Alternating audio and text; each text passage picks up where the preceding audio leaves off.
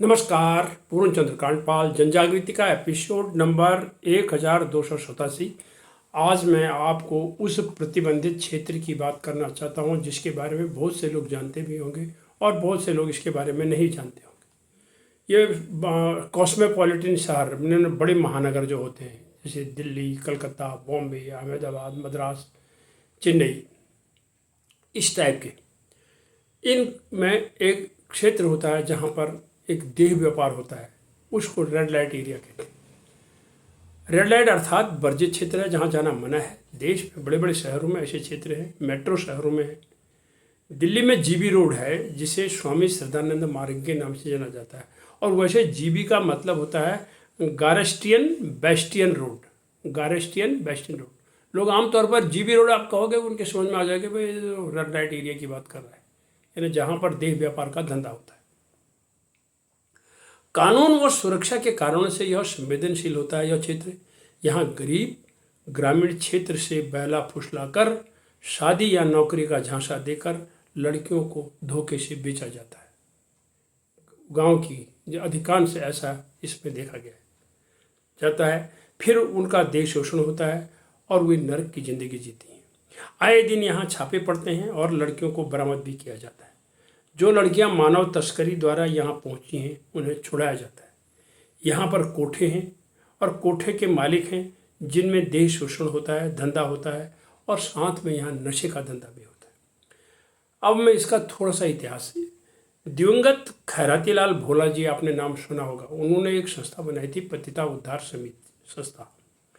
तो इसके अध्यक्ष थे वे और उन्होंने यहाँ की शोषित लड़कियों के लिए बहुत काम किया। उनके लिए वोटर कार्ड बनाए, आधार कार्ड बनाए, कई किस्म का उन्होंने उनको, ताकि उनकी नारकी ज़िंदगी से वो ढंग से जी सकें, ये उनके बनाए। और उसके बाद उन्होंने कई यौन कर्मियों की सुरक्षा के लिए कानूनी लड़ाई भी लड़ी। अब खैरातीलाल भोला एंड सन्स फाउंडेशन इनके लिए आज भी कार्यरत है, ऐसा कहा जाता है। महिला व बाल विकास मंत्रालय पीड़ित महिलाओं की पुनर्वास के लिए दिशा निर्देश करने के लिए जिम्मेवार होता है, लेकिन उनके पास इस विषय पर सोचने का, इस पर काम करने का कितना समय होता होगा यह कहना मुश्किल है। एक सर्वे, यानी रेड लाइट एरिया में, ये एक बहुत खतरनाक बात आपको बता रहा हूँ। एक सर्वे, यही खैरातीलाल भोला जी के दौर में ये बात हुई थी।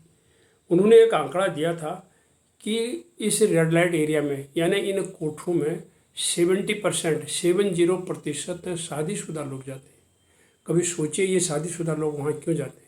यानी उनकी वैवाहिक जीवन अच्छा नहीं चल रहा है, या वो घर से परित्यक्त हैं, या उनकी पत्नियाँ या पति में आपस में इतनी हालात ख़राब है कि वो इस जगह जाते हैं, वहाँ पैसा देते हैं, देह व्यापार करके और फिर वहाँ से वापस आ जाते हैं। ये उनकी सर्वे की रिपोर्ट बता रहा हूँ मैं, खैरातीलाल भोला जी की।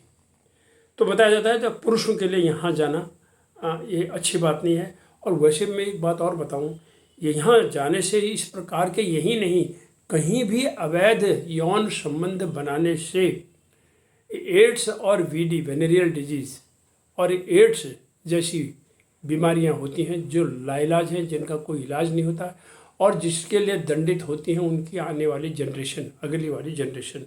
तो इन बीमारियों से बचने के लिए हमें ये सोचना चाहिए, जागरूकता बढ़ानी चाहिए समाज में कि रेड लाइट एरिया में और अवैध यौन संबंध बनाने से 100 बार पहले सोचें कि ये काम नहीं करना चाहिए, क्योंकि आपको नाना प्रकार के, जैसे कि अभी तो मैंने एड्स और वीडी बताए, वीडी में भी वेनेरियल डिजीज़ है, सिफिलिस है, गोनोरिया है, कई है। हेल्थ एजुकेशन में ये सारी चीज़ें बताई जाती हैं। स्किन डिजीज़ हैं, कॉन्टैक्ट डिजीज इनको हम कहते हैं, ये हो जाती हैं। तो इनसे बचना चाहिए और इस तरह से रेड लाइट एरिया में नहीं जाना चाहिए। और पुरुषों के बारे में जैसे मैंने बताया, तो समाज को सदैव चौकन्ना रहने की ज़रूरत है ताकि वो इस चक्रव्यूह से लड़कियों को जाने से बचा सकें। तो ये है रेड लाइट एरिया जिसकी मैंने आज आपको चर्चा करी।